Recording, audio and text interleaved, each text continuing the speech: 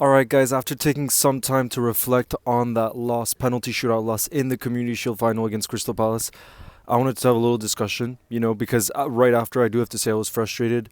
Yes, in the end, the Community Shield doesn't really matter, but there were a few points. For example, I think a lot of us after that penalty shootout were a bit stressed just from PTSD from PSG last season. The fact that we lost that one on penalties and the fact that our penalties really were very poor, and again, you could say the game doesn't really count, but every moment does kind of count in preparation for the season. You know what I mean? With the new Champions League format, there won't be the away goals rule. There's a good chance we'll be in a penalty shootout again, so we have to be prepared for that. But either way, I think let me know your thoughts on what you learned from that game and what we need to improve ahead of for the season. Because obviously, we would much rather lose this one than, for example, Bournemouth opening day. That's much more important because the Premier League and the Champions League is what we really care about. But that second half performance is a real concern, and it's a real concern because we really pose no threat, especially after Ugo Ekitike. And you know what? I'll begin with some positives actually.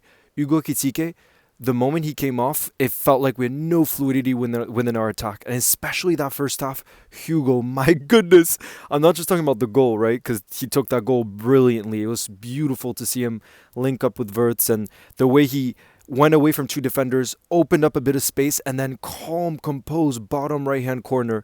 Not too much power, but just incredible accuracy was so promising to see. But for me, it was more the spaces he was taking up, how much he wanted to get on the ball. When he got on the ball, how silky he looked on it, and how much he just looked smooth on the ball, and how much he seemed to have chemistry with Florian Wirtz. That was such a positive aspect, but that goes hand in hand with the moment he came off in the second half. I felt like once he came off, there was no fluidity within our attack anymore.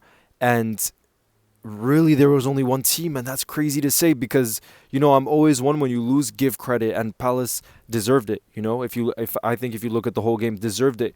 But let's be real, if we were at our best in that second half, we should have at least scored. Come on, we should have at least scored a goal, and especially with the talent that we have on that pitch, and that's a little bit of a concern. But again, for example, Mohamed Salah, I would have expected a lot better from him because he usually starts off the seasons really well, and that really, he didn't get in the game at all, and then he missed his penalty. So really, not a good day for him at the office. But it wouldn't surprise me if next week against Bournemouth he scored a hat trick or got two goals and an assist or something, just because he always starts off the Premier League seasons in a crazy way. And again, I don't know how high the motivation. I mean, they should be high, but how high the motivations really were for this one. Whether it is a trophy, whether it's a glorified friendly, whether, all these different things. But one thing that's nice too is they won't be happy about that loss, and I think they'll use it as motivation for the season. But let me know what you thought about how we looked defensively, because I heard a lot of people say that just shows we need to sign a center back. But what I don't really get about people saying that either is the fact that that back four is basically our strongest back four. Like, Ibu played the whole game, Verge played the game, so I don't understand the center back thing. For me, it's much more without Gravenberg or without a defensive mid in the team. We look very open and very easy to counter it. For me, the biggest thing is very easy to counter attack against. And what I mean by that is when they would win the ball back, we played such a high line that it would just take one ball over the top, especially on our left-hand side or their right-hand side with Muniz or something, Munoz, whatever, the right wing back for Crystal Palace. Forget his name now, but he always was a threat on that right hand side, and it felt like there was so much space. And that if you're a team and you analyze that game, you're saying, oh, I want to do exactly the same thing that Crystal Palace did. I want to sit deep, counterattack, and get some set pieces. And clearly that worked. But again, I trust Anislat, I trust this squad to have a look at, everything that's there and learn from it, especially given the next game to come and the next few games to come are the most important. We want to begin our Premier League season in a strong way, especially how competitive it will be next season. So there's definitely a lot to learn from, but for me it's more concerns with how we were defensively and if we play that high of a line, because we talk about under Slot, it's all about control, but Soboslai, for example, was really sloppy at times when he had the ball there, giving it away in really dangerous scenarios where, again, they could just quickly turn over and counterattack, and there was so much space to run in behind. You know, that's something we need to have a look at. But you know what's for sure is it just shows again how important Gravenberg is to our side because we don't really have someone. Yes, Endo is a DM. Yes, he's a six, but he doesn't have the same capacity on the ball as Gravenberg does. Otherwise, I think he would have started today. Endo, you know.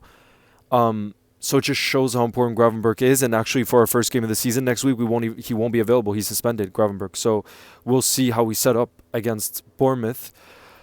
But yeah, I think there's more definitely things to learn from than kind of positives. But I will say the new signings, especially Florian Wirtz, Hugo Ekitike, and Jeremy Frimpong, those three for me, and specifically in the first half when we played our best football, they really stood out. And that's a real positive to take, you know, because that's only the start for them. You know, it really is only the start. And I still think we'll make 2 more signings this window. And it shows the signings we did make are upgrades. And you can already see their quality right away, even if they haven't had much time to gel with the team and everything else. But, man, Ekitike and Wirtz really had beautiful chemistry today. But, yeah, guys, let me know how you felt. Is this, for you, a real concern?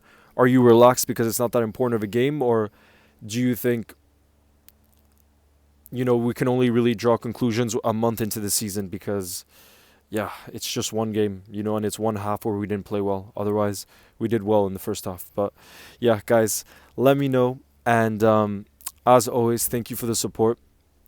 You know, we will be back next week. Hopefully there's news around Alexander Isak and a center back because we want to move quickly with those since the season is really getting, you know, coming close right now. But yeah, guys, let me know your thoughts after that Community Shield final loss. Maybe if it is cursed, maybe that's a blessing, you know, because I think I saw a stat in the last 15 years. The team that won it, I think, has only won the Premier League once or something. That's the stat. So that's why people call it cursed. So maybe we're holding on to a bit of hope, you know, in a positive sense. But yeah, guys, let me know how you felt, and I'll see you in the next one. Ciao, guys.